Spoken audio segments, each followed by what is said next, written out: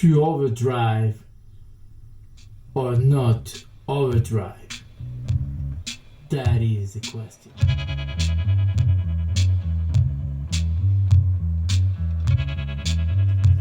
Bonjour, aquí Héctor Javier con un nuevo video, una nueva mini lesson, cette fois pas tout à fait mini. ¿Qué piensas Ernest del overdrive? Que es bueno. ¿Te gusta? Sí, porque podemos hacer muchas cosas con él. Oh. Aujourd'hui, il y a une question qui est arrivée à ma boîte à lettres. Et c'est mon ami Stéphane qui demande quels seraient l'overdrive, les grades d'overdrive pour moi. Alors, il a beaucoup de façons de répondre à ces questions qui semblent presque superficielles ou anodines, mais qui pourraient être vraiment compliquées à répondre. Et c'est de ça qu'il s'agit, cette vidéo. Je vais vous montrer qu'est-ce que c'est un overdrive avec un tuyau d'arrosage. Ok. Bon, disons que le robinet, c'est mon pick-up, mon micro, que je ouvre un peu. Et donc c'est un genre de single coil avec une sortie faible. Là, si je mets mon 90 quoi, je suis obligé à vraiment y aller quoi. Disons que ça c'est un micro hyper hot quoi. Si j'ouvre tout le robinet, donc du coup l'eau qui commence à couler à travers le tuyau a une pression plus importante. On le sait que si j'avais fait un peu moins. Donc maintenant je reviens genre des Humbucker 57. Je mets un peu la moitié. C'est un micro avec une sortie importante, mais pas assez. Donc du coup, le flux de l'eau qui vient du robinet direct va passer à ce qui dans les amplis s'appelle préamplificateur ou ce qui dans les pédales s'appelle gain. Et donc du coup, on va dire que ça c'est le gain. Ok? Et que là maintenant, je ne veux pas un gain très très méchant. Je veux un gain tranquille quoi, pour que ma guitare sorte clean. Et puis voilà, ça c'est la guitare clean qui va tranquille et sympathique arroser le jardin. Mais du coup, imaginons qu'il y a toujours quelqu'un qui me dit que oui, moi j'aimerais un son un peu plus violent, plus agressif, donc du coup je mets un peu plus de gain. Et là, j'aurai, wow, plus de gain là, non? Plus de sortie quoi. C'est le même flux qui vient de ma guitare, mais le gain fait que je puisse faire ça. Mais disons que le morceau a besoin d'un solo assez charneux et puissant. Et donc du coup, je mets encore plus de gain pour les premiers solos du chorus quoi. Et là, wow, ça sort comme ça, non? Mais pour la fin du morceau, il faut un solo qui déchire quoi. Donc je mets le plus méchant que j'ai. Parce que j'ai pas en force, j'ai juste les gains quoi. Et puis c'est comme ça, non? Et là, je vais quand même, comme vous voyez, je vais assez loin quoi. Yeah. On a découvert, à un moment donné, qu'il y avait certains types de distorsions qui étaient plaisantes à l'oreille. Et notamment les distorsions qui génèrent les lampes. Et puisque les lampes excitent les harmoniques paires. Je ne vais pas entrer avec ça, mais on a des harmoniques paires et des harmoniques impaires. Donc, du coup, il y a certains harmoniques, c'est par exemple la quinte et l'octave, non? Qui sont excités beaucoup plus avec les lampes. Et avec d'autres types de saturation comme les clippings qui génèrent une table de mixage ou les clippings qui génèrent les transistors. Et on n'entend pas que la quinte et l'octave, les harmoniques de la quinte et l'octave, on entend aussi la tierce, la septième, etc. Ce sont des autres harmoniques qui existent, qui sont aussi boostées ou augmentées dans le spectre sonore. La raison pour laquelle la guitare électrique sont mieux parfois avec un overdrive, c'est que la signal de la guitare est très maigre en fait, est très pauvre à niveau d'harmonique. Et surtout avec les single coil, quoi. Il y a beaucoup de solutions pour générer un signal beaucoup plus robuste. La première, c'est l'entourer de la reverb, ou bien la doubler avec un delay ou avec un flanger ou avec un chorus, ou la doubler avec deux amplis, etc. Non? La distorsion qui se génère avec les overdrive ou les amplis à lampe ou la saturation naturelle qui peut avoir juste les volumes génère encore plus gros que par exemple un instrument comme un violoncelle, comme un contrebasse, comme un saxophone a déjà en soi-même. Si on enregistre un saxophone en train de jouer une note, et puis après on fait une guitare classique, et après une guitare folk, et après une guitare électrique, on verrait que la signal de la guitare électrique, sans pédale, sans rien, est vraiment triste, quoi, par rapport à un saxophone au niveau des résonances harmoniques, quoi. Donc là, l'overdrive remplit, les corps, et donc fait une guitare plutôt maigre, une guitare plus robuste, plus grosse, plus grande. Mais voilà, il y a beaucoup de facteurs qui font qu'une guitare sont comme ci ou comme ça. La première chose, c'est que dans l'histoire de la guitare électrique, d'abord, il y a eu un truc qui s'appelle simple bobinage. C'est le micro, par exemple, qui a la guitare qui est juste derrière moi. Ça, c'est un P90, un York P90. C'est un gros micro avec une seule bobine et qui génère beaucoup de patates, mais en même temps, génère beaucoup de graves et d'aigus. Donc, il fait un genre déjà des curves, des creux dans les médiums. Et aussi, génère beaucoup de sorties, non? C'est intéressant pour les amplis à lampe, surtout recevoir une sortie importante. Et après, il a eu les autres single coil qu'on connaît avec la Telecaster ou avec la Stratocaster, c'est des micros beaucoup plus petits, avec beaucoup moins de puissance, avec beaucoup plus de médiums et d'aigus en soi-même. Et après, il a eu ce qu'on appelle les humbuckers, ça veut dire que des micros qui cancellent ou qui annulent les hums des 60 Hz. Ce bruit qui génère surtout ces genres de microphones. Parce que les microphones, les micros single coil ou des simples bobinages, c'est des centaines de radios, quoi. Donc, il reçoit tous les vibrations de la répète, tu vois. C'est pour ça que si toi tu as Telecaster et tu joues avec des musiciens qui te renvoient un peu la vivre un peu étrange, tu ressens tout de suite la vibration, quoi, parce que tes microphones sont vraiment des capteurs de toutes les vibrations autour, quoi.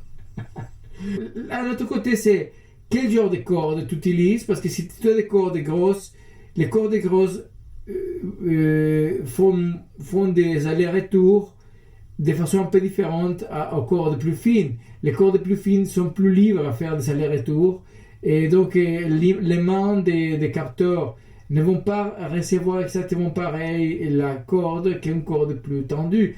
Il y a des cordes grosses qui peuvent avoir plus de punch, mais en même temps, elles ont la tendance à avoir moins de sustain puisqu'elles s'étendent beaucoup plus vite qu'une corde plus aiguë. Par exemple, si on joue un mi de la corde 1 à vide et on joue le même mi à la fret 9 de la corde 3, c'est les mêmes, mais ne sont pas du tout pareils. D'un côté, la corde 3 est beaucoup plus grosse que la 1, et de l'autre côté, la corde 3, si tu la joues à la case numéro 9, elle sera plus courte par rapport aux distances au chevalet, non? Ça, je peux l'expliquer après, mais si vous voulez. Quand tu as un signal qui commence à clipper ou qui commence à distorsionner, elle ne distorsionne pas de tous les endroits. Alors, disons que tu fais un accord pas de mi, poum, poum, poum, poum, poum, très fort, tu entends que ça distorsionnait déjà, tu es arrivé au clipping, alors, et tu regardes qu'est-ce qui a clippé, tu verras que la distorsion n'est pas générée pour les fréquences graves. Et tu verras que la distorsion n'est pas non plus générée pour les fréquences aiguës. La distorsion est générée pour les fréquences médium, upper medium, 4000, d'abord 4000 Hertz, et puis les restes des médiums, comme un genre de curves, comme ça.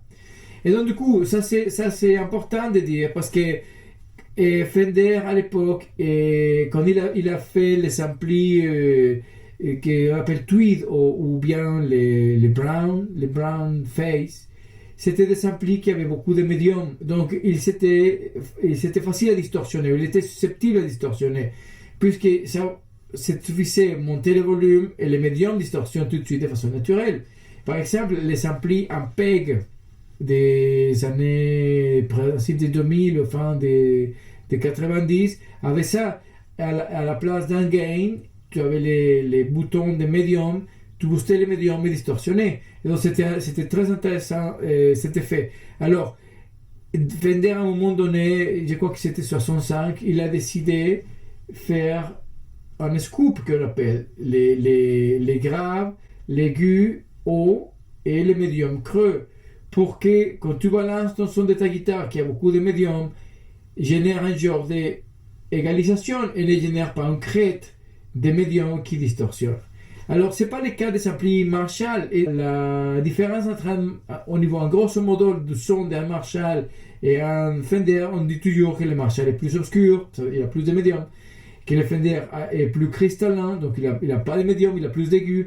Et on dirait aussi que les Marshall est fait pour les hard rock et la musique distorsion. Je crois que Van Halen, tous les gars, Steve Vai, tous ces gars, ils sont des amplis qu'on appelle Plexi. Tu vois, genre Plexi, ça veut dire que c'est des amplis d'une nouvelle génération de Marshall, quoi. Pendant que tous les gens qui font plutôt du jazz ou musique blues ou d'autres genres de guitare auront plus de tendance, ok, fait des accords, ok, nécessite passer par beaucoup de pédales, utilise plus un ampli qui garantit qu'il sera net pendant les processus de la musique. Et Fender a fait récemment des amplis type Marshall, tu vois, les blues, je sais pas quoi ça s'appelle, mais disons que le son Fender serait un son qui a beaucoup de packs dans les graves, si tu bouges les graves, s'il y a beaucoup d'aigus et les médiums et creux.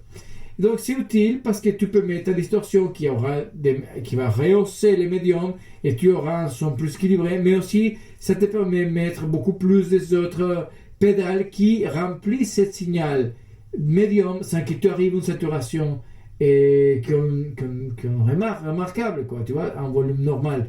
Donc c'est intéressant.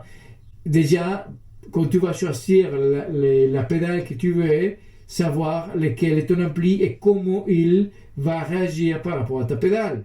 Autre chose importante à dire par rapport à ça, avant d'entrer vraiment dans l'histoire des pédales, c'est que les sons ne réagissent pas pareil quand tu es à 60 décibels que quand tu es à 120 décibels. Tu vois, et pourquoi? Parce qu'il y a des fréquences que tu entends très équilibrées à 60 décibels, à 70 décibels. Tu vois, et donc si tu fais une équalisation pour un room comme ici, et tu dis ah oui c'est bien, c'est dose de basse, c'est dose de médium, c'est dose d'aigu, et tu les sens très bien. Du moment que tu doubles le volume de ça, ou du moment que tu sors et tu as des gros enceintes qui balancent ces petits balances que tu as fait chez toi, ça va pas marcher en fait, tu vois, parce que les basses qu'on entend très peu dans la proximité, on les entend très bien dans l'espace. Et les aigus qui tapent ta gueule dans la proximité se perdent absolument en distance importante. Donc, par exemple, quand tu vas à un concert, quand tu vas à un festival et tu es en train de marcher vers la scène, la première chose que tu entends, c'est la grosse caisse. Et le reste de l'orchestre avec la voix, c'est juste quelque chose de confondu, incompréhensible, quoi. Plus tu te rapproches, plus de aigus, plus de détachement, plus de netteté tu auras, et tu comprends mieux ce qui se passe. Mais c'est très courant que quand tu es dans un festival de musique, et même si l'ingénieur est placé à une distance qu'il comprend comment il va, parfois les gens débordent là où il est, et c'est très, très courant qu'on a l'impression que c'est très mal équalisé, que c'est très, très mal fait, quoi.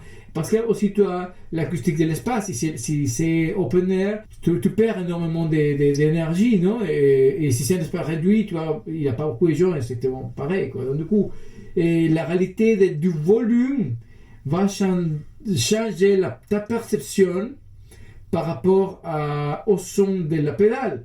Parce que, tu vois, par exemple, je prends ces pédales ici, et j'ai dit, voilà, chez moi, ça marche très bien si je mets les volumes, je ne sais pas, à 10 heures, et les drives à, je ne sais pas, à 1 heure, et puis les tons, je l'aime bien au milieu. Et tiens, quand tu vas sur scène, et ça balance, tu te rends compte que c'est hyper grave, quoi. Parce que tu as perdu tous les aigus possibles, quoi. Et donc tu mets à fond les aigus et tu as même la sensation avec ces pédales que tu n'as pas d'aigus, en fait. C'est vraiment waouh! Parce que les volumes changent la réalité du son. Donc du coup, à quel volume on va jouer ou quel équipement on veut pour faire quoi? Ça serait la question, parce que quand j'ai commencé à jouer, moi j'avais mon grand Marshall et j'avais les 2 pédales que vous voyez là, plus un Corus, je crois, etc. Mais à cette époque-là, quand j'ai commencé à jouer live, il n'avait pas de PA. Ça veut dire que chaque fois que j'allais jouer quelque part, il fallait que les groupes ramènent ces matos. On essayait d'avoir les amplis les plus grosses possibles pour qu'on puisse vraiment atteindre la meilleure quantité de gens. Mais aujourd'hui, c'est plus comme ça. Aujourd'hui, je vais montrer après, j'utilise un ampli de cette taille, quoi, 100 watts, et ça s'entend super bien, parce que là où on va jouer, on sera forcément repris avec un microphone. C'est même pas nécessaire d'avoir un gros son sur scène non plus. Et donc, la question qui se pose, c'est lesquelles sont les meilleures pédales d'overdrive, commence à devenir un peu beaucoup plus compliqué qu'on croyait, quoi, parce que j'ai dit, si je joue à la maison et je ne vais pas déranger à mes voisins, et si je mets un sonomètre et mon sonomètre marque 40 ou 50 ou 60, en fait je te dirais que peu importe la pédale que tu utilises, parce que ça va sonner bien ou mal. Un pédale professionnel par exemple qui est fait pour jouer fort, ça va pas marcher chez toi si bien qu'un pédale Moog ou des petits pédales qui font aujourd'hui pour jouer à la maison, quoi, pour passer pour les DAO, que c'est très bien pour passer pour les DAO, mais pas pour jouer vraiment fort, quoi. Déjà, quel ampli, mais c'est très important aussi voir quelles cordes et comment tu attaques les cordes, parce que dans l'univers overdrive, à différence de l'univers distorsion of fuzz, ce qu'on veut, c'est une des 2 choses, et c'est la plupart des gens qui jouent serait un des 2 ou les 2 mais pas en même temps, tu vois. La première chose ce qu'on veut, c'est saturer la signal, c'est clair, c'est ça qu'on veut. Et en saturant la signal, tu as ces sons plus riches que tu cherches pour avoir plus de sustain, plus de corps et plus ressortir mieux dans les mix quand tu joues avec des gens. Mais le prix de ça à payer, c'est que ta guitare ne peut plus sonner pareil. Tu as un pédale qui va augmenter les sons de ta guitare au niveau des excitations, des harmoniques, possiblement aussi au niveau de volume. Ça veut dire qu'il aura beaucoup plus de gain et de gain, c'est l'énergie avec laquelle ça tape, et plus de volume, que c'est pas la même chose, parce que tu vas monter légèrement plus de volume si tu fais un solo ou tu es machin, et en même temps ta guitare ne va plus s'entendre comme ça s'entendait si tu n'avais pas engagé cet engin. Les Tube Screamer et toute l'école Tube Screamer, et ce qu'ils ont fait, c'est qu'ils sont soulevés ou ils ont mis en valeur les fréquences médium qui distorsionnent les plus vite et qui font ces sons crémeux qu'on connaît tous des Tube Screamer, et qui fait dans le spectre un genre de boss dans les médiums, et les aigus et les graves s'effacent, non? C'est un peu ça. Alors, c'est pas vrai que s'effacent les graves et les aigus, c'est qu'au moment de booster les médiums, les oreilles aperçoivent mieux les médiums que les graves et les aigus, c'est aussi ça. Mais c'est vrai aussi que quand tu privilèges ces segments de la crête, tu as une distorsion beaucoup plus cohérente. Si tu fais distorsionner les graves, ça s'entend comme la merde. tu ne fais pas distorsionner les graves et faire distorsionner les aigus, il faut vraiment courir avec les yeux, les oreilles bouchées, quoi, parce que c'est juste insupportable, quoi. C'est vraiment certaines fréquences médium qui sont toujours boostées pour générer ça. Alors, il y a eu, après des années, des tube screamers qui sont devenus l'icône pour la musique blues et pour beaucoup des autres choses, et il y avait l'idée de générer la même chose sans booster les médiums. Et après, il y a cette autre école qui s'appelle, cette autre idée, tu vois, qui s'appelle rajouter des saletés à ta guitare sans changer les sons de ta guitare. Il y a des gens qui ont fait un genre de pédale avec double signal. Donc, ta signal clean est tout de suite toujours mixé avec un signal distorsionné de telle façon que tu entends toujours ta vraie guitare qui sonne, puisqu'elle est toujours là, ce signal. Et il y a des autres pédales qui ont fait un boost moins agressif. Et il y a des autres pédales qui te proposent carrément un potard de médium pour que tu choisisses toi-même combien tu mets. Et par ça, ces pédales, c'est incroyable. C'est quoi que ça s'appelle c'est Seymour Duncan 805. Je crois que ça s'appelle comme ça. C'est incroyable parce que c'est un tube screamer, mais avec des potards actifs, des réglages paramétriques. Donc, du coup, c'est très intéressant. Tu veux plus de grave, tu mets, tu veux moins d'aigus, tu fais, etc. C'est très bien, ces pédales. Et puis, c'est un tube screamer. Sauf que, comme il y a une équalisation à l'intérieur, c'est comme si tu avais une équalisation après la distorsion. Tu pourrais aussi recalculer toutes les valeurs qui génèrent la distorsion. Parce qu'une fois que la distorsion s'installe, l'overdrive s'installe, le clipping s'installe, la craie de l'onde découpée, et ça génère qu'on entend les choses très différemment. Dire que tu veux le son de ta guitare avec l'overdrive, c'est presque un rêve. Non? Pratiquement parce que justement l'overdrive doit changer le spectre de ta guitare et le son de ta guitare. Voilà. C'est une autre discussion. Après, j'ai commencé à penser quel genre de musique je joue, quel genre de son je veux. Parce que à un moment donné, tu dis j'aimerais être polyvalent, mais vraiment, j'ai pas besoin d'être très polyvalent dans ma façon de jouer, puisque j'ai joué un certain type de musique. J'ai plus intérêt à voir dans la zone dans laquelle je génère la musique, quel genre de palette sonore je peux ressortir, qui soit intéressant pour moi, mais pas au niveau de quelqu'un qui joue dans les mariages. Toutes les chansons du moment dont c'est nécessaire pour toi avoir 4 pédales de distorsion différents qui génèrent les sons, je ne sais pas, des Iron Maiden et puis des Jimmy Page et puis je ne sais pas, blues de quelqu'un de Muddy Waters ou whatever, non? Ça, c'est un tube screamer. C'est Jam Pedal. Il s'appelle Tube Dreamer, mais c'est un tube screamer haut de gamme. Donc c'est exactement la même chose. Tu mets un tube screamer à côté et tu mets ce mec.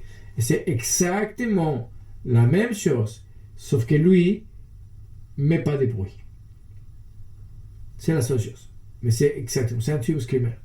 Moi j'adore parce que si je joue avec mon Princeton, mon Princeton a vraiment la qualité d'être hyper creux de médium. Donc lui va me rajouter une sensation de cream, il va rajouter un truc bien crémeux. Alors, le seul truc, c'est que s'il y a quelqu'un qui chante avec, il va se cacher avec lui, peut-être, parce qu'il y a certaines fréquences qui va vraiment booster entre les 200 et entre les 150 et 250 de toute façon. Il y a ces fréquences qui va vraiment envelopper, et ma voix par exemple sera juste masquée d'un coup, ou la guitare sera juste masquée d'un coup, donc il faut vraiment bien regarder comment on fait l'équalisation avec ça. Mais pour les solos par exemple, c'est justement encore la voix humaine, parce qu'il va vraiment taper là où les fréquences de la voix humaine sont, quoi. Donc c'est incroyable, c'est très mélodieux. Alors qu'est-ce qu'il a? Ton, volume et gain. Les tons, on comprend, c'est passif. Donc du coup, si je tourne ici, je coupe des aigus. Si je tourne ici, je coupe des graves. je rajoute pas des aigus. Je rajoute pas de graves. Non, je les coupe. Et l'effet de couper, c'est que plus je coupe des graves, plus j'ai la sensation qu'il a d'aigus. Non, j'ai juste coupé des graves. Plus je coupe d'aigus, j'ai la sensation qu'il a plus de graves. Non, j'ai coupé d'aigus. Donc ça, c'est intéressant à dire parce que c'est très limité par rapport à l'équalisation. Et puis, les volumes, tu peux l'utiliser comme un booster parce qu'il a beaucoup de sorties. Et le drive est très faible. Tu le mets à fond et c'est doux. Donc tu peux faire des accords, des neuvièmes, des treizièmes et tu entends les notes. Et donc moi, qui j'ai juste ce genre de musique, c'est exactement un des pédales idéal. Mais si tu fais des quintes, ou tu fais juste une note comme ça par corde, tu vas voir que ça te manque énormément de corps. Et donc, qu'est-ce qu'on fait avec ce genre de situation? On achète un deuxième pédale qui a plus de gain. Bon, ça peut être une solution. Mais autre solution, c'est mettre juste avant lui un pédale de gain. Parce que si tu mets un pédale de gain et tu montes le gain, tu vas voir que lui, il commence à clipper d'une façon plus méchante, plus agressive. Et donc, du coup, tu peux transformer ce pédale qui n'a pas vraiment beaucoup de gain avec un booster. Tu peux le transformer en pédale très agressif, quoi. Surtout si tu as un truc comme ça et tu le mets à fond, il devient en distorsion. Carrément. C'est intéressant parce que les gains, un pédale de gain comme celle-ci, lui il est linéaire, ça veut dire que lui il va vraiment monter le volume comme ça. Mais comme je t'ai dit, au moment que tu montes le volume juste comme ça, tu as tout de suite la sensation quand tu es prêt qu'il y a beaucoup plus d'aigus. Donc tu dis, ah, c'est un pédale aigu. En fait, non, c'est pas un pédale aigu. C'est que quand il monte le volume, tu entends de près les aigus. Mais si tu t'éloignes un peu, tu dis, ah, après, il a quand même monté beaucoup de graves. Non, il n'a pas monté les graves, il a tout monté, mais de façon linéaire. Mais après, il a des autres boosters qui s'appellent par exemple un high booster qui booste vraiment les aigus, les fréquences qui clippent, quoi, par exemple. C'est vraiment les fréquences qui clippent, qui sont très sollicitées. Et il a des autres pédales qui sont utilisées comme des boosters, mais qui ne sont pas vraiment comme ça. Alors, un exemple très bon, c'est ça. Ça, c'est un clone. Un clone d'un clone Centaurus. C'est un de mes pédales préférés. Lui, c'est fait pour un mec en Oregon, fait à main. Il s'appelle Mythical Overdrive. C'est peut-être les meilleurs clones que j'ai jamais essayé de la vie. Si on aime les clones, alors comment on utilise les clones? Moi, je l'utilise juste comme un booster, parfois, parce que l'équalisation qu'il a générée, si tu mets tout au milieu, ou plutôt non, si tu coupes le gain, c'est grave, médium, beau, aigu. Donc il fait quand même une curve d'équalisation intéressant pour la guitare, surtout la guitare que j'ai joué, qui est une guitare single coil, et que par exemple les tubes que Meyer fait aussi, mais moins précis dans les fréquences, ok? Et donc lui, si tu montes les gains, il sature avec des médiums méchamment, sans perdre trop de grave sur ce que tu entends avec lui. Et donc du coup, ça peut devenir un son assez... C'est très beau, c'est très charmeur. Et à un moment donné, à l'époque de la guitare électrique récente, où maintenant inclut la mode, c'est des sons gros, des gros sons. Si on entend les guitares de vitesse, par exemple la guitare de George Harrison, c'est hyper aigu et dérangeant. La guitare de George Harrison, dans l'époque Beatles, n'a pas du tout du corps comme on cherche aujourd'hui pour la guitare. Et Hendrix utilisait la fosse, par exemple. Tu vois? C'est après, là il avait du corps, mais il y avait des gros méchants amplis dans les lives, ou un ampli petit dans les studios, mais hyper drivé, et il mettait en fosse. Ça, c'est un fausse. C'est un des fausses les plus horribles, les plus sales qui peut exister. Et ça, c'est juste un bouton de gain. Donc, ça va sonner exactement pareil, sauf que plus fort ou moins fort, là où tu les places. Mais c'est le même son. C'est la destruction de ta signal. Okay? lui s'enfonce aussi. Mais lui, il détruit pas ta signal, il la décompose. Donc c'est très musical. 90 fois, ou comment c'est, 9 fois sur 10 que tu écoutes jouer de les slides, il y a lui. Parce que c'est tellement mélodieux, génère tellement de sustain, et c'est tellement beau. C'est Golden Fleece de Mythos Pedal. C'est vraiment une tuerie, quoi. C'est incroyable. Mais pareil, lui c'est juste un volume, c'est pas un gain, c'est un volume. Donc peu importe où tu le places, ça va sonner exactement pareil. Mais attention, la même chose, lui il est réactif avec la quantité de gain qui entre à la pédale. Les guitares de humbucker ont beaucoup plus de gain qui sort de la guitare et qui entre à la pédale que la guitare Telecaster qu'ils utilisent. Ou ce genre de micro que vous voyez là a beaucoup plus de patates qui va entrer à ces pédales, donc du coup elle ne va pas distorsionner exactement pareil. Parce que en plus, si tu descends le volume de ta guitare, la distorsion va partir. C'est ça l'idée de Foz, non? Il y a des compagnies de batterie qui te proposent soit toi-même bouger les paramètres de la qualisation pour que tu génères les sons de batterie que tu crois que c'est le mieux, ou il y a des autres qui par défaut ils ont déjà fait ça et ils te donnent moins d'options parce que c'est un type de couleur. Ça c'est par exemple ces pédales qui s'appellent King of Tone. Et pour moi, c'est un double pédale. Et on peut choisir avoir deux overdrive qui vont se mettre en série. Ou on peut avoir d'un côté un booster, de l'autre côté un overdrive, ou un booster, un overdrive, ou un overdrive, un booster. Alors aujourd'hui, il y a 2000 compagnies qui font ça à la moitié du prix, ou encore moins cher, et que c'est la même chose parce que tout le monde a découvert qu'est-ce que c'était. Alors lui, c'est ma pédale préférée. Et il existe la version une seule pédale à la place de deux. Sauf que lui a plus de gain. Qu'est-ce que ça veut dire plus de gain?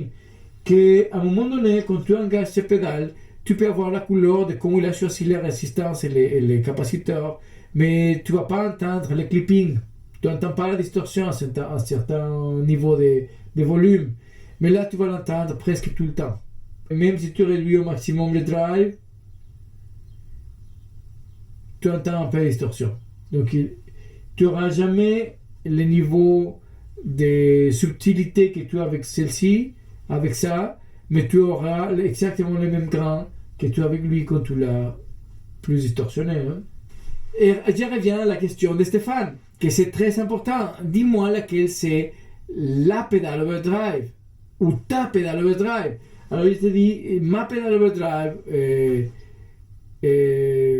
préférée dans un univers irréel, c'est ne pas avoir de pédale overdrive et booster l'ampli au maximum et générer les nuances et la quantité de drive avec les potards de volume de ma guitare.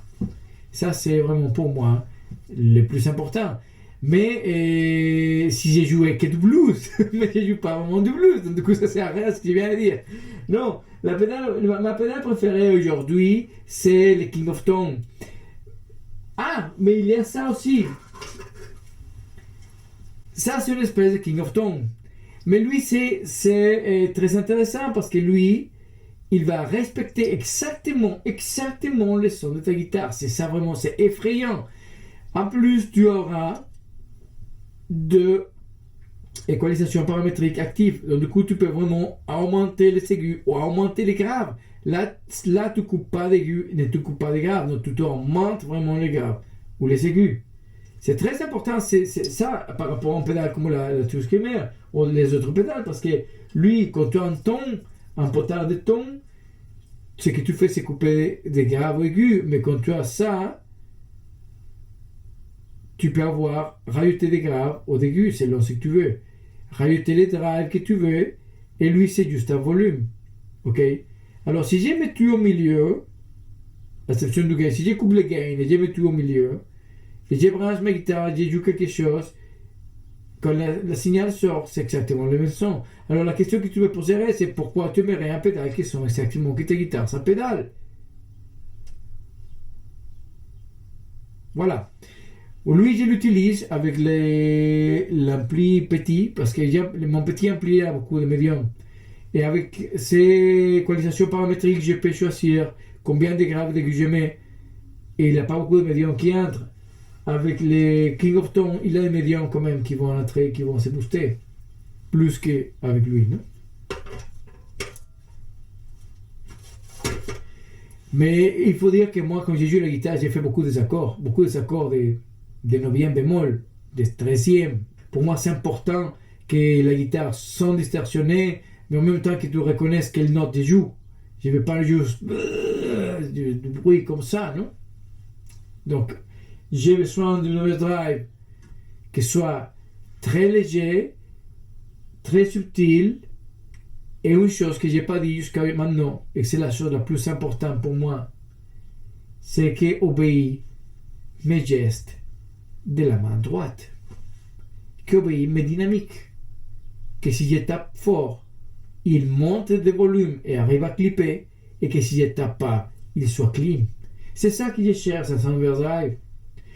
L'overdrive Blues Drive, par exemple, de Boss, ou lui-même, ou le Tube Screamer, par exemple, non pas ces caractéristiques, ils ne sont pas assez réactifs à la main droite. Une fois qu'ils sont engagés, les clippings, ça sonne super bien.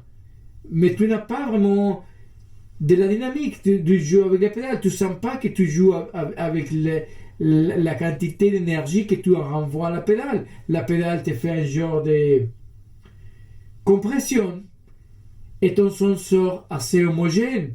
Beaucoup de guitaristes qui ne sont pas engagés avec la main droite ou qui jouent mal avec la main droite ou qui ne sont pas conscients de la main droite aiment bien ça, aiment bien en pédale qu'une fois que tu es arrivé au clipping, ça sonne homogène. Mais dans mon cas, je ne cherche pas tout ça. Moi, je cherche une pédale qui soit tellement dynamique que j'attaque et la pédale répond selon l'attaque que je donne. Merci Stéphane pour ta question, que comme tu as vu, c'était pas si simple à répondre. Et parfois j'ai l'impression que c'est comme quand quelqu'un te demande lequel est ton film préféré ou ta chanson préférée ou quel poète je devrais lire pour première fois ou quel roman tu me dirais que c'est bien que je lise, etc. C'est un parcours, un vrai parcours, découvrir tout ça pour soi-même et puis aussi l'instrument que joue et comment on est relié à travers l'instrument, à travers l'outil au son qu'on attend générer. C'est des questions et toujours avec une réponse qui évolue dans le temps. Merci beaucoup.